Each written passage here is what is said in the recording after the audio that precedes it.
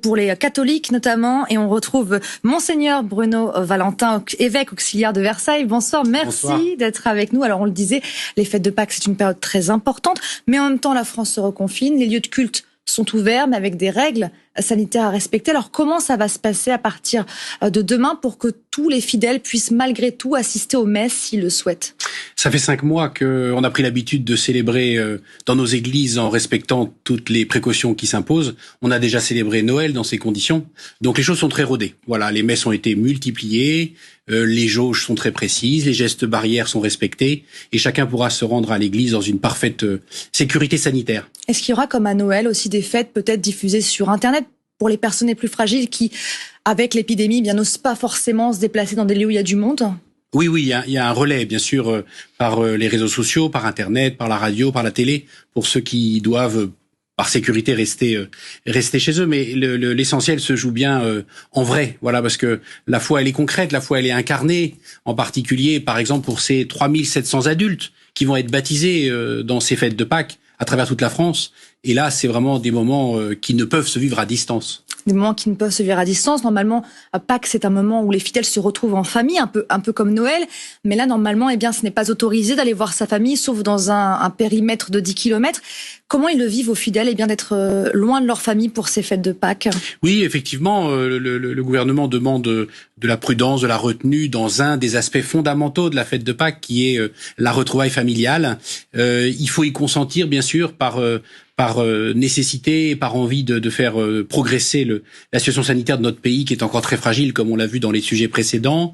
Ça peut être aussi une occasion de revenir à l'essentiel, au fond, l'essentiel du sens de cette fête, qui est un message d'espérance. Voilà, la fête de Pâques, c'est la fête de l'espérance, parce que les chrétiens, ils célèbrent la résurrection de Jésus, et le message de cette fête est tout simple, au fond. Il est de dire que la mort n'est pas le dernier mot dans notre vie, et que même quand l'horizon semble partout bouché, il y a toujours un petit passage possible pour un plus de vie. Vous parliez d'espérance, vous avez dû vous adapter, on le disait tout à l'heure, avec des messes sur Internet. C'était vraiment nouveau pour l'Église catholique. Comment vous imaginez cette sortie de crise? Est-ce que vous espérez que les gens vont revenir à l'essentiel, comme vous le disiez?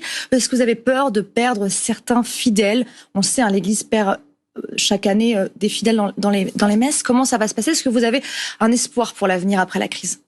J'ai beaucoup d'espoir, et pas seulement pour notre Église, mais pour la société tout entière. Parce que je crois qu'on le voit déjà, on est dans un moment de débordement de problèmes, ça c'est sûr.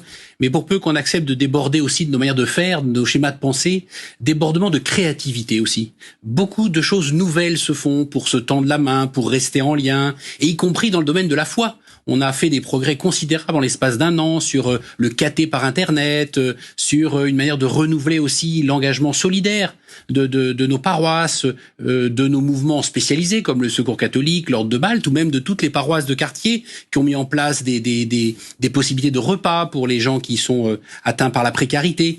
Une immense créativité fraternelle au fond. Et je pense que ça prépare demain. C'est un peu le thème de votre livre, rebâtir ou laisser tomber. La crise vous a forcé à vous adapter, à changer votre manière de pratiquer, de faire vivre votre religion? Exactement. Je crois que la crise nous met tous, au fond, croyants ou non-croyants, devant le même défi, parce que de toute façon, la crise, elle est pour tous, surtout qu'elle est multiforme, elle est inséparable de la crise environnementale qu'on vit aussi. Et au fond, la crise, elle nous met tous devant le même défi. Il faut changer pour pouvoir vivre mieux demain.